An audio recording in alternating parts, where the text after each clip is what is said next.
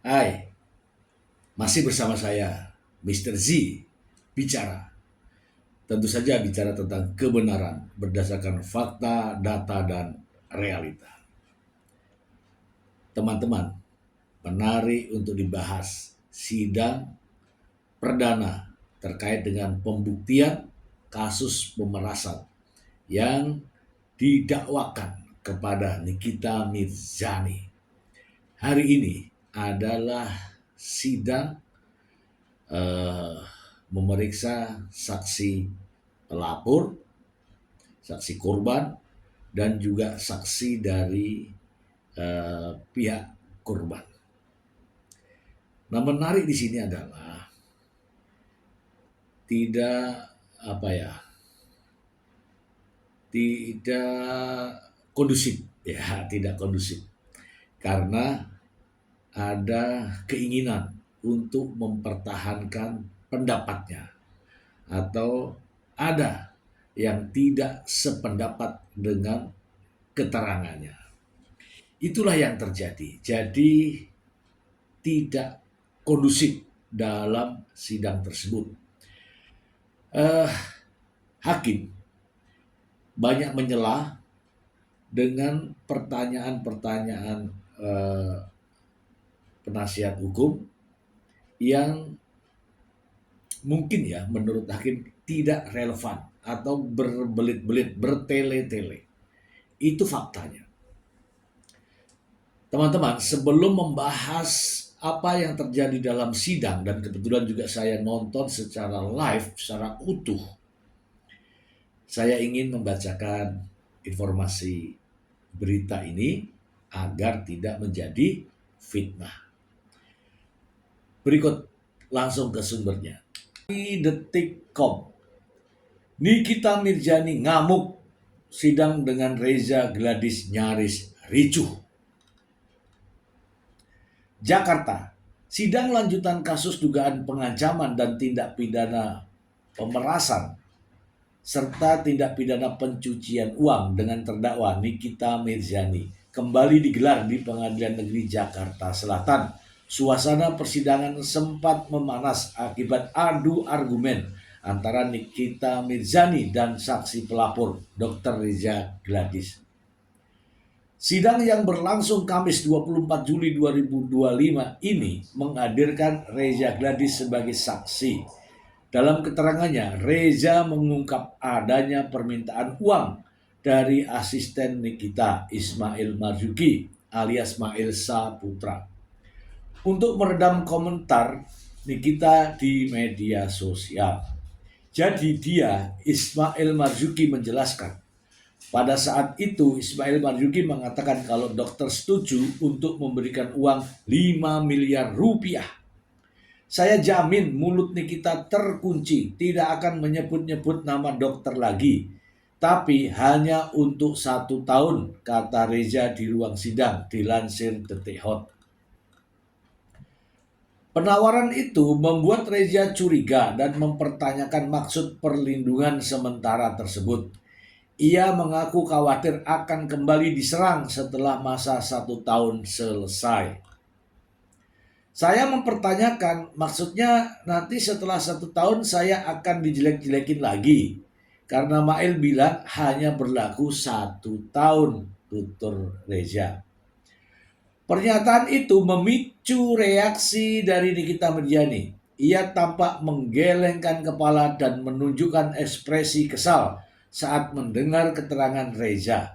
Suasana ruang sidang pun sempat memanas. Kuasa hukum Nikita Mirzani bahkan mempertanyakan pertanyaan Reza yang dinilai tidak sesuai dengan berita acara pemeriksaan. Di sini tidak ada, teriak Nikita dengan suara tinggi menyuarakan ketidaksesuaian tersebut. Pertanyakan produk tak terdaftar di BP POM. Ketegangan memuncak saat Nikita menyoroti salah satu produk kecantikan milik Reza Gladys yang diduga tidak memiliki izin edar resmi dari Badan Pengawas Obat dan Makanan BP POM. Tolong satu-satu yang bicara. Ini ada produk yang dibawa penasihat hukum. Sudah dicek di BP POM. Resmi ternyata tidak ada, kata hakim ketua saat mencoba menengahi ketegangan. Nikita langsung menanggapi dengan penuh emosi. Jadi, gak ada di BP POM, ujarnya meledak-ledak. Pernyataan itu diperkuat oleh kuasa hukumnya Fahmi Bahmid, dicek melalui BP POM, tapi tidak terdaftar, kata Fahmi. Hakim ketua pun meminta jaksa penuntut umum memverifikasi keabsahan produk yang dipersoalkan. Tolong dicek oleh penuntut umum apakah barang dari saksi ini benar terdaftar atau tidak, ujarnya. Isu produk yang dipersoalkan itu disebut hanya dibeli label milik Reza, padahal diproduksi oleh pihak lain. Hal ini kembali memperkeruh jalannya sidang. Nikita nilai proses hukum janggal. Dalam sidang kelima yang dijalaninya, Nikita juga mengeluhkan proses hukum yang menurutnya janggal. Ia menyayangkan BAP yang menurutnya lemah namun bisa menjadikan dirinya tersangka. Masa BAP kayak gini bisa bikin saya jadi tersangka, ujar Nikita Mirzani dengan nada tinggi. Ia juga kembali menyoroti dugaan produk skincare yang tidak mencantumkan di BP POM sebagai bentuk kejanggalan perkara. Sakit hati saya, kata Nikita Mirzani sambil menangis dan berteriak. Sebelumnya, jaksa penuntut umum mendakwa Nikita Mirzani dan Mael Saputra atas dugaan pengancaman dan pemerasan melalui sarana elektronik terhadap Reza Gladys, serta tuduhan pencucian uang atas dana yang diterima dari korban. Keduanya dijerat dengan pasal 45 ayat 10 huruf A dan pasal 27B ayat 2 Undang-Undang ITE sebagaimana diubah dengan Undang-Undang Nomor 1 Tahun 2024 serta pasal 3 Undang-Undang Nomor 8 Tahun 2010 tentang tindak pidana pencucian uang yang dikaitkan dengan pasal 55 ayat 1 ke 1 KUHP. Oke teman-teman, kita bahas di sini, kita bahas. Kita ulas satu persatu ya teman-teman ya. Nikita Mirzani mempertanyakan mengapa dengan berkas perkara ya, dengan BAP seperti ini menetapkan dirinya sebagai tersangka dan ditahan, gitu kan? Saya jawab saja. Jadi apa yang disampaikan oleh Nikita Mirzani di ruang sidang itu sah-sah saja karena posisinya sebagai terdakwa. Tentu saja bagaimana caranya untuk membela dirinya. Oke, sampai di situ. Apa yang disampaikan oleh saksi dalam hal ini adalah Dr. Reza Gladys. Ini adalah pertama dan terakhir. Tidak akan ada lagi kesaksian dari korban diulangi lagi datang. Tidak ada. Ya, untuk kasus Nikita Mirzani. Nah, kalau untuk Mael mungkin bisa dihadirkan lagi ya. Untuk kasus yang Nikita Mirzani mungkin saksi Reza Gladys tidak dihadirkan. Teman-teman, tadi sudah terlihat ya secara terbuka dan ini juga di live-kan secara banyak orang yang menyiarkan secara langsung. Saya tidak tahu ini aturannya dari mana, yang jelas sidang itu terbuka untuk umum dan juga disiarkan secara langsung. Hampir semua pengunjung dalam sidang tersebut di pengadilan Jakarta Selatan, di pengadilan negeri Jakarta Selatan, semua bawa handphone dan semua menayangkan secara live atau bahkan mungkin ada juga yang merekamnya. Jadi betul-betul terbuka ya teman-teman ya. Di sini saya menyoroti ya terkait dengan apa yang dijadikan bahan pertanyaan. Nikita Mirzani seperti menyebutkan bahwa produk dari skincare-nya Reza Gladys tidak ber-BPOM gitu ya, atau tidak terdaftar di BP POM gitu kan. Itu belum masuk substansi. belum masuk ke substansi. Kenapa saya katakan belum masuk ke substansi? Ya belum bisa melepaskan Nikita Mirzani dari jeratan pemerasan. Belum. Karena tidak ada kapasitas Nikita Mirzani mempertanyakan. Udah nggak perlu dibantah itu. Ini ya, belum bisa melepaskan Nikita Mirzani dari jeratan pemerasan. Karena Nikita Mirzani tidak punya kapasitas mempertanyakan apakah itu BP POM, apakah itu tidak BP POM, apakah itu terdaftar atau tidak. Sekarang pertanyaan saya, apa urusannya Nikita Mirzani melakukan review produk? Apa urusannya Nikita Mirzani mempertanyakan terdaftar atau tidaknya di BP POM? Jelas tidak memiliki kapabilitas terkait dengan pertanyaan tersebut. Yang kedua, saya melihat dari proses persidangan ya, saya pantengin terus itu, semua pertanyaan baik dari jaksa maupun penuntut umum termasuk juga terdakwa dijawab dengan lugas ya, tegas oleh Dr. Reza Gladys. Sehingga saya melihatnya Dr. Reza Gladys telah ya memberikan keterangan dari mulutnya sesuai dengan apa yang menjadi dakwaan jaksa penuntut umum. Artinya adalah ada persesuaian antara berkas perkara ya, berita acara pemeriksaannya Dr. Reza Gladys, kemudian dakwaan dari jaksa, dan jawaban Dr. Reza Gladys saat menjadi saksi. Ada persesuaian. Ini menurut pendapat saya. Namun, bagi Nikita Mirzani yang mengatakan bahwa keterangan saksi tidak benar, itu sah-sah saja. Sebagai terdakwa memiliki hak untuk menolak keterangan saksi seluruhnya maupun sebagian. Sah-sah saja. Namun jangan lupa, jaksa penuntut umum juga memiliki bukti-bukti, baik rekaman, baik percakapan, maupun bukti-bukti chat yang ada di handphone masing-masing.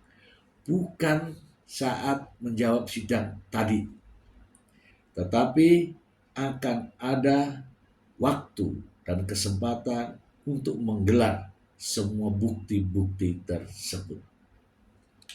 Yang ketiga, seperti saya sudah jelaskan tadi, kesempatan hadirnya Dr. Reza Gladys dalam memberikan saksi ini adalah kesempatan pertama dan terakhir terkait dengan kasus yang terdakwanya Nikita Mirzani. Mengapa? Saya menyoroti adanya pihak dari penasihat hukum banyak membuang sia-sia waktu dan kesempatan karena pertanyaan-pertanyaan yang tidak memiliki relevansi daripada pembelaan terhadap Nikita Mirzani. Yang pertama contohnya, menanyakan terkait dengan produk. Bolehlah, itu memang terkait dengan kasus. Tetapi jawaban jawaban sudah jelas bisa diberikan oleh pihak Dr. Reza Gladys. Yang saya maksudkan di sini adalah pertanyaan di luar yang tidak diberitakan. Kalau yang itu semua ada di berita, semua ada di media sosial. Maksud saya, carilah pertanyaan-pertanyaan yang tidak pernah ada di media sosial. Ada pertanyaan terkait dengan produk itu BPOM atau tidak, itu bukan kapasitas untuk ditanyakan. Kenapa? Karena melenceng nantinya. Kemudian ada lagi pertanyaan terkait dengan treatment. Ternyata menurut pendapat saya ya, penasihat hukum tidak paham itu treatment. Karena itu terus diulang-ulang ditanyakan. Pada akhirnya jelas apa itu treatment. Itu menunjukkan ya ketidaksiapan daripada penasihat hukum. Saya menyoroti dari Fahmi Bahmid mempertanyakan mengenai siapa yang mencari Nikita Mirzani. Itu bukan porsi untuk ditanyakan. Menurut pendapat saya, tidak penting siapa yang mencari, tetapi yang harus ditanyakan di sini adalah yang memiliki nilai substansial. Misalnya, Anda mencari saya atau saya mencari Anda, itu tidak penting. Yang penting adalah siapa di antara keduanya ini yang dirugikan, yang menjadi korban, itu yang penting. Jadi, menurut pendapat saya, justru pertanyaan-pertanyaan yang substansial itu tidak tersentuh. Ada pertanyaan yang lucu, ya. Pertanyaan dari penasihat hukum. Anda membawa uang? Ya. Anda menghitung uang? Ya. Anda melihat uang? Ya. Uang itu untuk siapa? Untuk diserahkan kepada Nikita Mirzani. Itu jawabannya. Kemudian ditanya lagi, apakah Anda bertemu dengan Nikita Mirzani? Ini pertanyaan yang tidak substansial. Ya, tidak substansial. Harusnya pertanyaannya dirubah. Apakah uang itu sampai atau tidak kepada Nikita Mirzani? Bukan persoalan bertemu atau tidak. Tidak penting bertemunya, yang penting uangnya sampai atau tidak. Yang berikutnya, saya melihat penasihat hukum selalu berdasarkan kepada berita acara, bukan daripada perkembangan kesaksian di pengadilan, tetapi berdasarkan berita acara. Sementara berita acara kan sudah lama ada ya. Tapi yang perlu dikembangkan atau dicari di sini adalah perkembangan daripada kesaksian itu. Bukan kembali ke berkas perkara. Apalagi ditanyakan mengenai hal-hal yang tidak substansial. Kemudian yang berikutnya, ada pertanyaan yang menggelitik buat saya. Penasihat hukum mendasari atas pengaduan. Jadi menurut pendapat saya teman-teman, pengaduan sudah lewat. Pengaduan, laporan, itu sudah lewat. Tidak perlu lagi dijadikan dasar pembahasan atau dasar untuk bertanya. Di dalam sidang pembuktian harusnya minimal ya berdasarkan dakwaan. Yang kedua, berdasarkan keterangan saksi. Itu digali lagi. Atau berdasarkan keterangan saksi sebelumnya, itu digali lagi. Itu baru mencari kebenaran. Tetapi kalau hanya mau melihat hanya seolah-olah yang penting bertanya, itu tidak substansial. Berarti ya teman-teman ya. Salah satu contoh, ada pertanyaan yang menurut saya sebenarnya tidak perlu dipertanyakan. Anda sebagai seorang pengusaha, berapa banyak produknya? Banyak produknya, 1, 2, 3, 4, dijawab nih.